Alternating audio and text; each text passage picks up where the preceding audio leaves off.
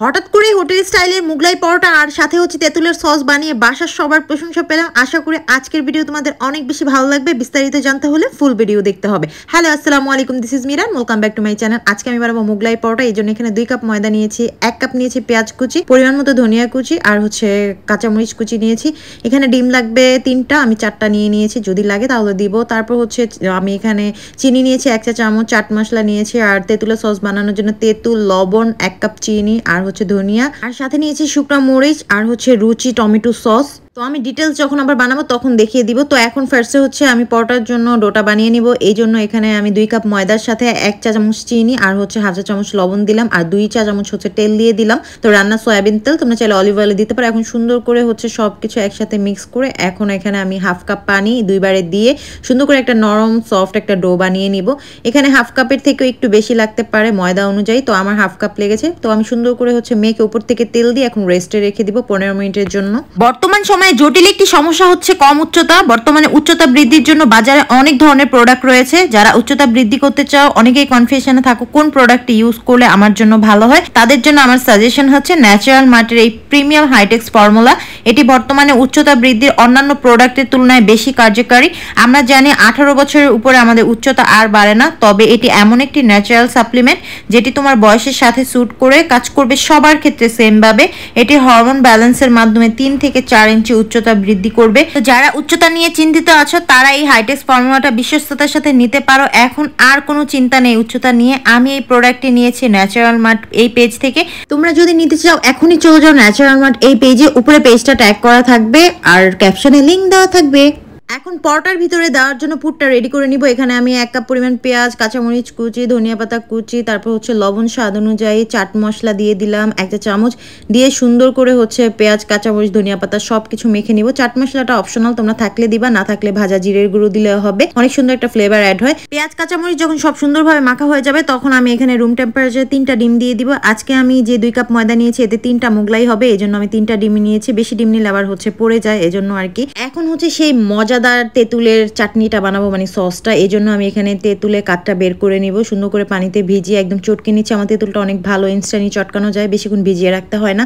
তো সুন্দর করে আমি সব কিছু ফেলে দিচ্ছি। তারপর হচ্ছে আমি আবার চেলে নিয়েছি, তাহলে একটা স্মুথ হচ্ছে সুন্দর একটা পারফেক্ট সস হবে। তো আমি চুলায় একটা প্যান দিয়ে হচ্ছে কাঠটা ঢেলে দিলাম। এখন সুন্দর করে নেড়ে চেড়ে নিয়ে 5 মিনিট পর হচ্ছে আমি এখানে 1.5 কাপের মতো চিনি দিয়ে দিলাম, 1 চা চামচ হচ্ছে লবণ দিয়ে দিলাম।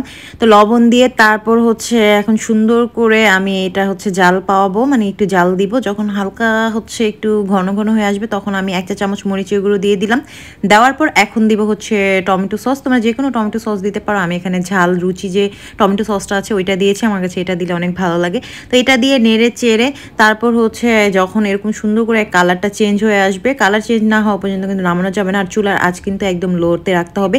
তখন হচ্ছে আমি যে শুকনো মরিচ আর হচ্ছে একটু ধনিয়া রেখেছিলাম ওগুলো টেলে তারপর হচ্ছে দিয়ে দিয়েছি একদম গুঁড়ো করে, আধা ভাঙা করে। তো আমার সসটা ঠান্ডা করতে দিয়েছি। এখানে হচ্ছে আমি একটা প্যানে তেল দিয়ে তারপর হচ্ছে মোগলাইটা বানাতে যাব, কারণ মোগলাইটা বানানোর পর দেখা যায় যে এটা ডিম যেহেতু থাকে তখন তেলটা ঢালা যায় না, এই জন্য আগেই হচ্ছে আমি তেলটা দিয়ে রেখেছি। তো সুন্দর করে এখন আমি হচ্ছে লেচি কেটে নিলাম, মানে 3টা ভাগ করে নিলাম। তারপর হচ্ছে সুন্দর করে বেলে নিলাম, অনেক বড় করে পরোটাটা বেলতে হবে, তোমরা যত বড় পারো তত বড় বেলে নিবা। তারপর হচ্ছে আমি এখানে ডিমের 3 ভাগের 1 ভাগ দিলাম, যেহেতু আমি এখানে 3টা মোগলাই বানাবো এই জন্য 3 ভাগের 1 ভাগ হচ্ছে ডিম পেঁয়াজের মিশ্রণ দিয়ে তারপর হচ্ছে আঠার কাজ করানোর জন্য আমি ডিম থেকে একটু হচ্ছে নিয়ে তারপর লাগিয়ে দিলাম যেন হচ্ছে না খুলে আসে ভাজার সময়। তো এখন আমি গরম তেলে ছেড়ে দিলাম, আর তেল কিন্তু খুব বেশি গরম করা যাবে না, তাহলে কিন্তু আবার হচ্ছে উপরে শেলটা পুড়ে যাবে। তো এখন আমি সুন্দর করে মোগলাইটা ভেজে নিব, আর এটা ভাজতে 4 থেকে 5 মিনিট সময় লাগে। তো ফার্স্টের পিঠটা একটু সুন্দর করে ভাজার পর তারপর হচ্ছে উল্টে দিব, কারণ হচ্ছে আগে উল্টাতে গেলে ভিতর থেকে ডিমগুলো বের হয়ে আসবে। তো সুন্দর করে লাল লাল করে পছন্দ অনুযায়ী ভেজে তারপর হচ্ছে উঠিয়ে নিব। এই তো রেডি হয়ে গেল মোগলাই। এভাবে করে আমি সবগুলো মোগলাই সুন্দর করে ভেজে নিয়েছি। আর এদিকে হচ্ছে আমি এখন সসটা সার্ভ করব। সসটা সুন্দর করে ঠান্ডা হয়ে গেছে। এটা কিন্তু তোমরা যদি অনেক দিন রাখতে চাও সেক্ষেত্রে হচ্ছে একটু ভিনেগার দিয়ে তারপর হচ্ছে ফ্রিজে রাখতে পারো প্রায় 15 থেকে 20 দিনের মতো। তো আমার 3টা মোগলাই ভাজা হয়ে গেছে, এখন হচ্ছে কেটে নিব। তো এটা যে যার মতো শেপ করে কেটে নিতে পারো। আমি হচ্ছে এখানে মাঝখান থেকে 2টা করে হচ্ছে স্লাইস করেছি। তো সুন্দর করে একদম পারফেক্ট শেপ হয়ে গেছে, দোকানের মতো দেখতে অনেক লোভনীয় লাগতেছে, আর মাশাআল্লাহ খেতে অনেক মজা হয়েছে। তো যাই হোক এখন হচ্ছে খাওয়ার পালা। এই সসটা যদি তোমরা বাসায় বানাও আর এটা দিয়ে একদম সমুচা সিঙ্গারা থেকে সব আইটেম, স্প্রিং রোল অনেক বেশি মজার লাগে। আর আমার বাসার সবাই এই সসটা অনেক পছন্দ করে, আমার কয়েকদিন পরই বানিয়ে রাখতে হয়, বিশেষ করে রমজানে। তো এখন হচ্ছে আমি একটু ট্রাই করতেছি, মাশাআল্লাহ অনেক মজা হয়েছে। তোমরা বাসায় এভাবে একবার হলো ট্রাই করবা আর আমাকে জানাতে পারো কেমন লেগেছে। আর ভিডিওতে কার থেকে হচ্ছে ট্রিট নিতে চাও সেই গুণবতী বান্ধবীকে মেনশন দিতে ভুলো না। আজকের মতো এখানেই বিদায় নিচ্ছি। Thanks for watching, by.